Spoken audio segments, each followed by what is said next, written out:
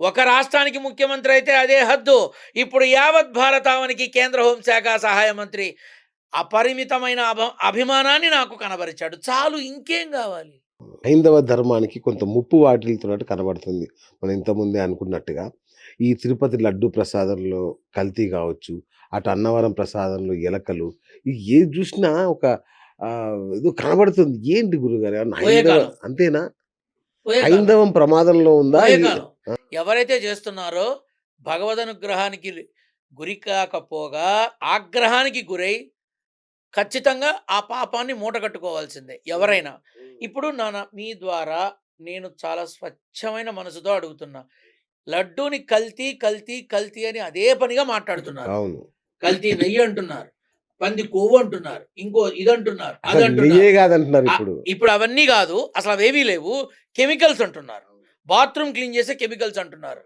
వీళ్ళ దుంప దెగ. మరి ఆ 5 ఏళ్లలో లడ్డూ కల్తీ జరిగితే, ఈ లడ్డూ తినడం వల్ల వీడి నాశనమైంది, వీడి ఆరోగ్యం పాడైంది, వీడి హెల్త్ సిస్టమ్ దెబ్బతిందని ఒక్క కేసు లేదే. ఒక్క కేసు లేదే. ఏ ఆస్పత్రిలో కూడా తిరుపతి లడ్డూ వల్ల ప్రమాదం జరిగింది, వీడి ఆరోగ్యం పాడైందని ఉందా? కల్తీ పాలు తాగితే పొట్ట నొప్పి వస్తుంది, కల్తీ ఆహారం తింటే సిస్టమ్ పాడవుతుంది, ఫుడ్ పాయిజన్ అయితే మనిషి ప్రాణానికే ముప్పొస్తోంది. ఇంత విధానం మనం చూస్తున్నాం. అటువంటప్పుడు కల్తీ జరిగింది, నెయ్యిలో జరిగింది, కొవ్వు కలిసిద్దని మొన్నటిదాకా అన్నారు. ఇవాళ బాత్రూమ్ క్లీనింగ్ మెటీరియల్ అంటున్నారు. అవి బాత్రూమ్ క్లీనింగ్ మెటీరియల్ పన్నీరుతో, రోజ్ వాటర్తో చెయ్యరు. స్పిరిటు, యాసిడు, కెమికల్స్ ఇవన్నీ కలిపి చేస్తారు. చచ్చూరుకుంటారు ఎవడన్నా. ఏమైంది మరి? ఎందుకు ఇలా ఒక భగవంతుడి యొక్క ప్రసాదాన్ని మీ ఆలోచనల కోసం, మీ స్వార్థాల కోసం ఎందుకు ఉపయోగించుకుంటారు? తప్పు జరిగింది, ఓకే, వెయ్యండి విచారణ, చూపించండి. మొన్న ఏమన్నారు? ఇవేమీ లేవు అన్నారు. ఇప్పుడు దాన్ని యాక్సెప్ట్ చేయలేక కెమికల్స్ ఉన్నాయని చెప్పారా అని అంటున్నారు కొంతమంది. వాళ్ళ ఓటమిని అంగీకరించలేక పక్కదోవ పట్టించే కార్యక్రమంలో ఇప్పుడు కొత్తగా కెమికల్స్ అని తీసుకొచ్చారు వీళ్ళని కొంతమంది అంటున్నారు. ఏమో నిజమేమో, వాళ్ళ ఓటమిని అంగీకరించలేక ఇలా చేస్తున్నారేమో. ఇప్పుడు ఎంతసేపు భగవంతుని వాడుకొని ప్రసాదాన్ని కల్తీ చేసి ఇలా మాట్లాడుతున్నారు కదా. మరి ఆ 5 ఏళ్లలో మీరు ప్రసాదాలు తినలేదా? ఇవాళ మాట్లాడుతున్న వాళ్ళు తిరుమల దర్శనం చేసుకోలేదా? ప్రసాదాలు తినలేదా? ఆ తిరుమలలో నిద్ర చెయ్యలేదా? చేశారుగా, తిన్నారుగా. ఏమై చచ్చింది నా పిండాకుడు? ఎవరికన్నా ఏమన్నా అయి చచ్చిందా? ఏ ఒక్క రిపోర్ట్ అన్నా ఉందా?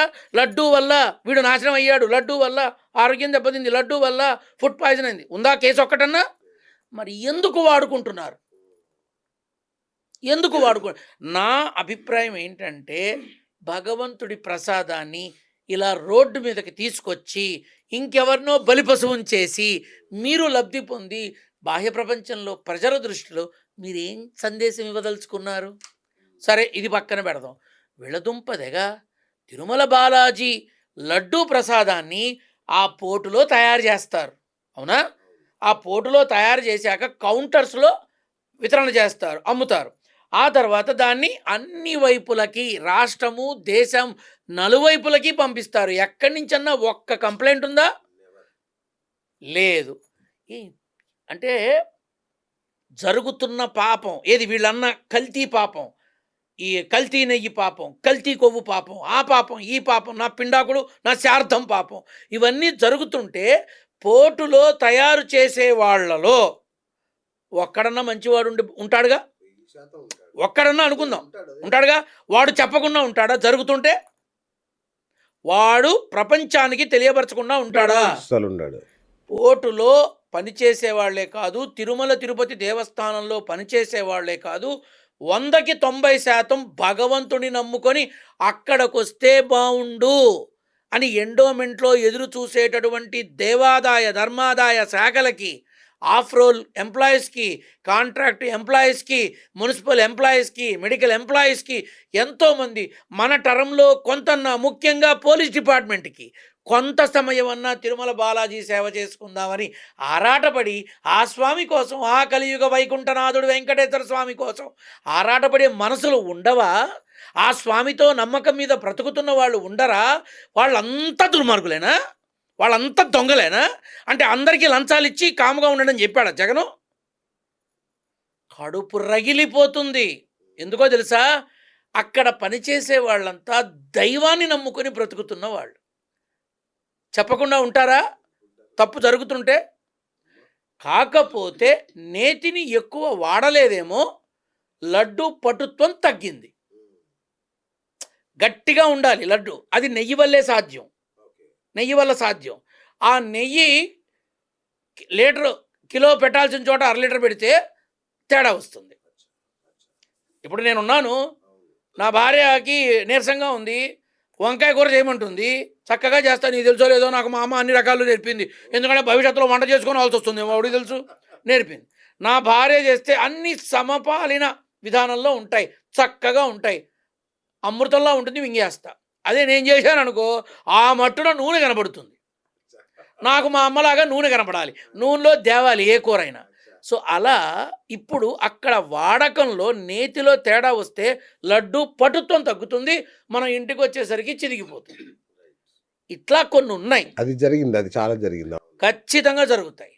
కానీ నాన్న స్పిరిటు యాసిడ్ వాడే బాత్రూమ్ కెమికల్స్ కనుక అందులో వాడితే ఈ పాటికి ఎంతమంది చావాలి? అసలు అది కాబట్టి వీళ్ళకి, ప్రస్తుతం ఉన్న ప్రభుత్వ అధికారులకి, ప్రభుత్వానికి నేను చాలా చక్కగా విన్నవించుకుంటున్నా. భయభ్రాంతులకి లోను చేసినా, మీరు ఏ రకమైనటువంటి వివాదాలలో ఇరుక్కున్నా, ఎన్నన్నా అవుగాక, తప్పు చేసిన వాడిని కర్మ వెంటాడి తీరుతుంది. ఆ కర్మ అది ఎవడైనా అనుభవించక తప్పదు. అలాగే బాలాజీని నమ్మేవాడు రాకుండా ఉండడు, వస్తూనే ఉంటారు, ప్రసాదం చక్కగా తింటూనే ఉంటారు. నేను రోజు తింటా తిరుమల లడ్డు, నాకు చక్కగా వస్తుంది, నేను వెళుతూ ఉంటా, నాకు వస్తుంది, చక్కగా తింటా. మరి ఈ 6 ఏళ్లలో మరి ఆ కల్తీ లడ్డు రోజు తిన్నానుగా. మీరంటే వెళ్ళొచ్చినప్పుడు తింటారేమో, నేను రోజు తిని చస్తాగా, మరి చచ్చి చావలేదే, రోగం వచ్చి చావలేదే. తిండి ఎక్కువైతే విరోచనాలు వచ్చి చస్తా, అంతే తప్ప ఇంకేమీ లేదు. కాబట్టి లడ్డు విషయం అనేది అది ఒక ప్రసాదం, ప్రమాదం కాదు. ప్రసాదం ప్రమాదం కాదు, దేవదేవుడిది, తిరుమల వెంకన్నది. జాగ్రత్తగా ఒళ్ళు దగ్గర పెట్టుకొని ఆలోచించి మాట్లాడితే అందరికీ క్షేమదాయకం. తిరుమల వెంకన్న దర్శనం అనేది రోజు రోజుకి సామాన్యుడికి దూరం అయిపోతుందేమో అనిపిస్తుంది. చాలా కష్టంగా ఉంది తిరుమల వెంకన్న దర్శనం అనేది. అంటే దేవుణ్ణి దూరం చేస్తున్నారా వీళ్ళందరూ కలిసి విఐపి సంస్కృతి వల్ల? అది ఏంటి? వాళ్ళ ప్రాభవాలని, వాళ్ళ అధికారాలని వాళ్ళకు కావలసిన విధంగా మలుచుకొని వాళ్ళు చేసే క్రమంలో ఇవన్నీ జరుగుతాయి. గడచిన 5 ఏళ్లలో తిరుమల దర్శనం కానీ, తిరుమల విధానం కానీ, ఇంకోటి కానీ చాలా తేలిగ్గా అయ్యేవి. ఇప్పుడు అసలు మాకు కావట్లేదు, చాలా చాలా ఇబ్బంది అవుతుంది. ప్రతి వాళ్ళు అంటున్నారు. ఎందుకంటున్నారు? వాళ్ళు అనుభవిస్తున్నారు కాబట్టి. ఇప్పుడు నేనున్నాను నాన్న, నాకు కావాలి అంటే నిమిషాల్లో అరేంజ్ చేస్తారు. కాకపోతే ఏంటంటే మా అమ్మగారు చెప్పేవాళ్ళు, తిరుమల వెంకన్నని కష్టపడుతూ, నడుచుకుంటూ, స్మరణ చేస్తూ, ఆ జనంలో పడి, ఆ కాళ్ళు తొక్కించుకొని, ఆ నడుము గిల్లించుకొని, మీద పడుతూ, పరిగెడుతూ, అంత ఓపెన్గా దొరికిందంటే పరిగెడతారంతా, తాళం తీయగానే పరిగెడతారంతా. ఆ భక్తి తత్పరతతో భగవంత్ దర్శనం చేసుకోవాలి నాన్న. అందులో ఉండే ఆనందమే వేరు.